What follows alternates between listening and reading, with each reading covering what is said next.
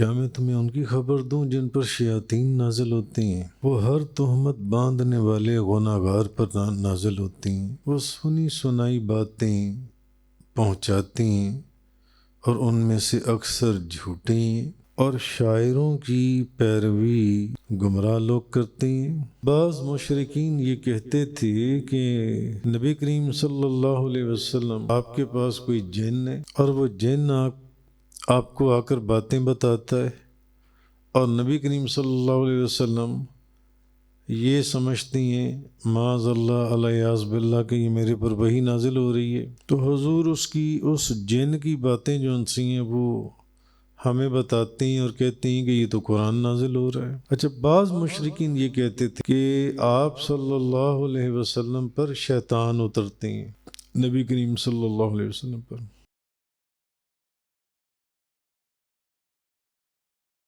هل أنبئكم على من تنزل الشیاطین، کیا میں تمہیں ان کی خبر دوں جن پر شیاطین نازل ہوتی ہیں؟ تنزل على كل افاق عصیم، وہ ہر تہمت باندھنے والے گناہگار پر نازل ہوتی ہیں۔ یلقون السمع واکثرهم کاذبون، وہ سنی سنائی باتیں پہنچاتی ہیں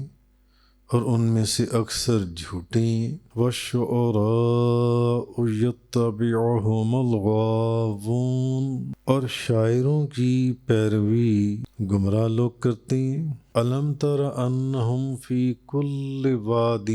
يَهِيمُونَ، کیا آپ نے نہیں دیکھا کہ وہ ہر وادی میں بھٹکتے پھرتے ہیں؟ وَأَنَّهُمْ يَقُولُونَ مَا لَا يَفْعَلُونَ، اور بے شک وہ جو کچھ کہتے ہیں اس پر خود عمل نہیں کرتے۔ إِلَّا الَّذِينَ آمَنُوا وَعَمِلُوا الصَّالِحَاتِ وَذَكَرُوا اللَّهَ كَثِيرًا وَانتَصَرُوا مِن بَعْدِ مَا ظُلِمُوا وَسَيَعْلَمُ الَّذِينَ ظَلَمُوا أَيَّ مُنقَلَبٍ يَنقَلِبُونَ، ماں سوائے ان لوگوں کے جو ایمان لائے اور انہوں نے نیک عمل کیے اور انہوں نے اللہ کو بہت زیادہ یاد کیا، اور انہوں نے اپنے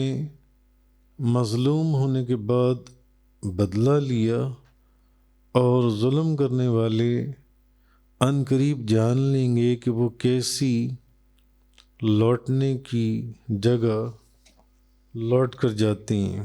تو بعض مشرکین یہ کہتے تھے کہ نبی کریم صلی اللہ علیہ وسلم، بعض مشرکین یہ کہتے تھے، جیسے کل پرسوں کے بیان میں بات گزری تھی کہ آپ کے پاس کوئی جن ہے اور وہ جن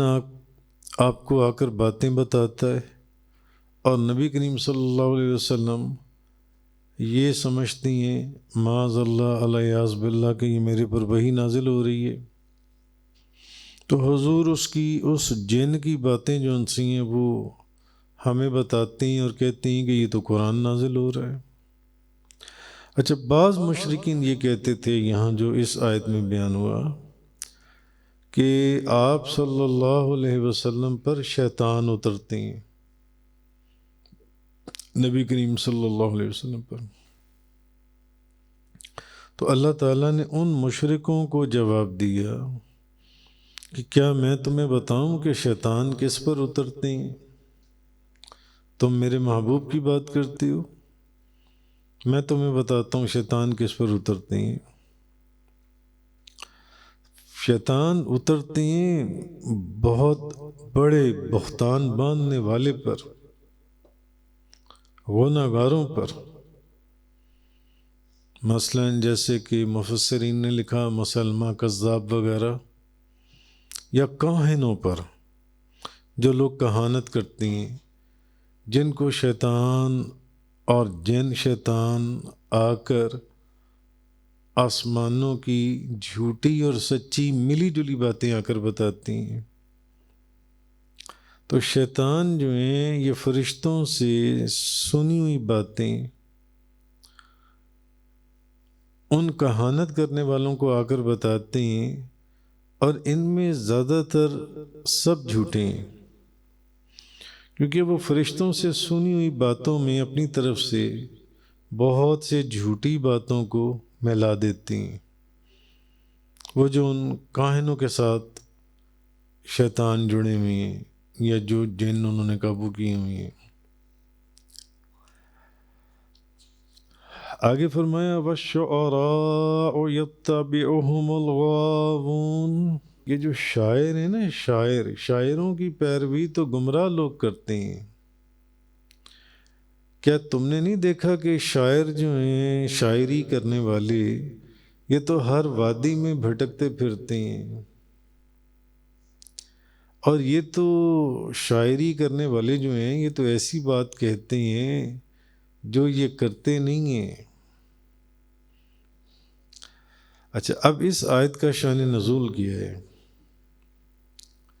اب یہ ان شاعروں کے متعلق آیت نازل ہوئی جو کافروں میں سے تھے اور شاعری کرتے تھے، اور یہ وہ شاعر تھے العیاذ باللہ معاذ اللہ جو نبی کریم صلی اللہ علیہ وسلم کے خلاف شاعری کرتے تھے، ایسے شعر بناتے تھے جو نبی پاک صلی اللہ علیہ وسلم کے خلاف ہوں، اور اوپر سے یہ بکواس کرتے تھے، کہتے تھے کہ یہ شاعری کون سی مشکل بات ہے، آپ بھی تو شاعری ہی تو کرتے ہیں، تو ہم بھی اس سے ویسی شاعری کر کے دکھا دیتے ہیں، ہم بھی ایسا کہہ لیتے ہیں۔ اب ان کی قوم کے جو گمراہ لوگ ہیں وہ ان کے اشعار کو نقل کرتے تھے، تو ان لوگوں کی مذمت کی گئی ہے اس آیت کا جو شان نزول جو ان سے، کہ شاعروں کی ان کافروں کے جو شاعر ہیں جو نبی پاک صلی اللہ علیہ وسلم کی بارگاہ میں نافرمانی کرتے ہوئے شعر بناتے ہیں، تو یہ ان کی پیروی جو بھی لوگ کر رہے ہیں یہ سب گمراہ ہیں، جو ان کی شاعری کو غور سے سنتے ہیں اور سمجھتے ہیں اور ان کو نقل کرتے ہیں اور ان اشعار کو پڑھتے ہیں اور پھر کوشش کرتے ہیں کہ یہ شعر لوگ بھی پڑھیں، یہ سب گمراہ ہیں جو ان سے، یہ شعر جھوٹے ہیں اور باطل ہیں، ان اشعار کی کوئی حقیقت نہیں ہے جو ان سے ہیں۔ تو آگے فرمایا کہ یہ شاعر جو ہیں یہ ہر وادی میں بھٹکتے ہیں، آیت نمبر 225 کے اندر، یہ ہر وادی میں بھٹکتے ہیں، یعنی عرب کے جو شاعر کلام اور فن کی ہر قسم میں شعر کہتے تھے، کبھی وہ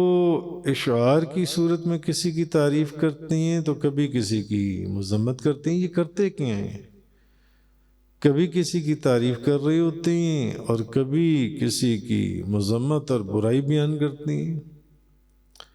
مگر ان میں جو زیادہ لوگ ہیں ان کی شاعری میں اکثر بے حیائی کی باتیں موجود ہوتی ہیں، اور جب کسی کو ذلیل کرنا چاہتے ہیں تو یہ اس میں گالی گلوچ کا بھی استعمال کرتے ہیں اس شاعری کے اندر، تو پھر یہ اس میں تکبر کا بھی اظہار کرتے ہیں، فخر کا بھی اظہار کرتے ہیں کہ ہمیں جیسے کہ ہمارے پاس بڑا علم ہے، اور یہ وہ شاعری ایسی کرتے ہیں، یہ برے اخلاق، گندے اخلاق کے مالک لوگ ہیں، تو یہ آپس میں ایک دوسرے کو طعنے دینے کے لیے عرب کے یہ جو شاعر ہیں یہ اس طریقے سے کرتے ہیں جو ان سے۔ آگے آیت نمبر 226 میں فرمایا کہ شاعروں کے قول اور عمل میں تضاد بیان کیا گیا ہے، کیونکہ کافر شاعروں کی بات ہو رہی ہے، جو کافر کفار کے شاعر تھے ان کے شاعروں کی، کہ وہ اپنے اشعار میں سخاوت کی تعریف کرتے ہیں کہ سخاوت بڑی زبردست چیز ہے اور اس کی ترغیب بھی دیتے ہیں، لیکن خود سخاوت کرنے سے بھاگتے ہیں اور بخل کی مذمت کرتے ہیں، جبکہ خود انتہائی درجے کے بخل پسند ہیں، کنجوس ہیں جو ان سے، اور کوئی چھوٹی سے چھوٹی غلطی کر جائے تو یہ اپنے اشعار کے اندر ان لوگوں کی برائی کو بیان کرتے ہیں اور بے انتہا برائی کو بیان کرتے ہیں، چھوٹی سے چھوٹی غلطی کو، اور خود بے حیائی کے کاموں میں لگے رہتے ہیں اور بے حیائی والے شعر جو ان سے بنا کے لوگوں کو سنا رہے ہوتے ہیں۔ آگے فرمایا اِلَّا الَّذِينَ آمَنُوا وَعَمِلُوا الصَّالِحَاتِ وَذَكَرُوا اللَّهَ كَثِيرًا وَانتَصَرُوا مِن بَعْدِ مَا ظُلِمُوا وَسَيَعْلَمُ الَّذِينَ ظُلِمُوا أَيَّ مُنقَلَبٍ يَنقَلِبُونَ، مگر وہ جو ایمان لائے، اب بات ہے ان کی جو ایمان لائے اور انہوں نے اچھے اعمال کیے، جو لوگ ایمان لائے اور انہوں نے اچھے اعمال کیے اور اللہ کو کثرت سے یاد کیا اور مظلوم ہونے کے بعد بدلہ لیا، اور ان قریب ظالم جان لیں گے کہ کس کروٹ پر پلٹا کھائیں گے۔ اب یہاں سے مسلمان شاعروں کی بات ہو رہی ہے، کیونکہ یہ وہ شاعر ہیں جن میں کافرانہ انداز نہیں پایا جاتا، نہ تکبر، نہ غرور، نہ بے حیائی، نہ کسی کو ذلیل، اور بے شمار چیزیں جو ان سی، بلکہ جو مسلمانوں کے اندر شاعر ہیں بھئی یہ تو اللہ کی حمد بیان کرتے ہیں اپنے اشعار کے اندر، نبی کریم صلی اللہ علیہ وسلم کی نعت بیان کرتے ہیں اشعار کے اندر، اسلام کی تعریف بیان کرتے ہیں اپنے اشعار کے اندر۔ یہ وہ شاعر ہیں جو ثواب کے حقدار ہیں، یہ وہ شاعر ہیں۔ اب ان میں بھی کیسے کیسے شاعر تھے، بی بی عائشہ صدیقہ طیبہ طاہرہ زاہدہ عابدہ رضی اللہ تعالیٰ عنہا فرماتی ہیں کہ نبی کریم صلی اللہ علیہ وسلم مسجد نبوی کے اندر حضرت حسان کے لیے منبر رکھواتے تھے اور منبر رکھوا کر حضرت حسان کو اس منبر پر کھڑا کرواتے تھے۔ بی بی عائشہ صدیقہ فرماتی ہیں حضرت حسان رضی اللہ تعالی عنہ اس منبر کے اوپر کھڑے ہو کر اشعار کہتے تھے اور اشعار کی صورت میں نبی پاک صلی اللہ علیہ وسلم کی تعریف بیان کرتے تھے۔ بھئی کیا مقام اور کیا مرتبہ اور کیا شان اور کیا بزرگی اس شاعر کی ہے جس کا نام حضرت حسان رضی اللہ تعالیٰ عنہ نے، جس کے لیے ممبر رکھوانے والے اور اس پر بٹھانے کھڑا کرنے والے نبی کریم صلی اللہ علیہ وسلم ہیں۔ اس ممبر پر کھڑے ہو جاؤ، میری تعریف، یعنی اور حضور کی تعریف وہ کرتے تھے جو ان سے، اور کافر جو بکواس کرتے تھے ان کی بکواس کا اشعار کے اندر جواب دیتے تھے۔ تو اب حضرت حسان جو ہیں، کافروں نے جو نبی پاک صلی اللہ علیہ وسلم کی بارگاہ میں گستاخی یا جو بھی نافرمانی کی ہوتی تھی اس کا جواب دیتے تھے اپنے اشعار کی صورت میں۔ تو ظاہر ہے نبی کریم صلی اللہ علیہ وسلم ان کی اس ادا سے خوش ہوتے تھے کہ میرا حسان جو ہے میرے دشمنوں کو جواب دے رہا ہے۔ تو بہرحال حدیث، مفہوم حدیث یہ ہے، بی بی عائشہ فرماتی ہیں کہ نبی پاک صلی اللہ علیہ وسلم آپ ان کے حق میں فرماتے تھے کہ حسان جو ہے نا یہ کافروں کی بکواس کا، ان کی بدگوئیوں کا جواب دے رہا ہے، اور اللہ جبریل علیہ السلام کے ذریعے حسان کی مدد کر رہا ہے۔ وہ ایک شعر بنا رہے ہوتے تھے تو آپ فرماتے تھے جبریل علیہ السلام کے ذریعے اللہ حسان کی مدد کر رہا ہے۔ تو اصل میں اب آپ کو بات سمجھ میں آ گئی ہوگی، پہلے ان اشعار کا ذکر ہوا جو برے اشعار ہیں، ان شاعروں کا ذکر ہوا جو برے شاعر ہیں۔ تو اصل میں نہ تو اشعار برے ہیں نہ وہ شاعروں کا معاملہ ہے، معاملہ یہ ہے کہ شعر جو ہیں یہ ایک کلام ہے، اگر اشعار اچھی ہیں تو وہ اچھا کلام ہے جیسے کہ مسلمانوں کی، اور اگر اشعار بری ہیں تو وہ برا کلام ہے جیسے کہ کافروں کے اشعار تھے اللہ اور اس کے رسول کے خلاف اور ان کے مقابلے پر۔ تو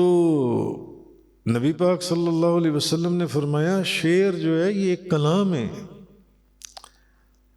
اچھے اشعار اچھے کلام کی طرح ہیں اور برے اشعار برے کلام کی طرح ہیں۔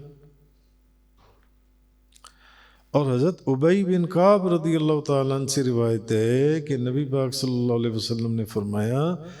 بعض شعر تو ایسے ہیں جو کہ حکمت ہیں، بعض شعر ایسے ہوتے ہیں جو حکمت ہیں، یعنی حکمت کا چشمہ ہے، ان اشعار میں سے حکمت کے انوار بہتے ہیں جو ان سے ہیں۔ اور روایات میں آتا ہے کہ حضرت ابو بکر صدیق رضی اللہ تعالی عنہ بھی شعر کہتے تھے، شاعر تھے، حضرت عمر فاروق بھی شاعر تھے، اور ان دونوں سے زیادہ بڑے شاعر حضرت مولا علی مشکل کشا شیر خدا حضرت علی کرم اللہ وجہ الکریم تھے، وہ ان سے زیادہ اشعار کہتے تھے جن سے۔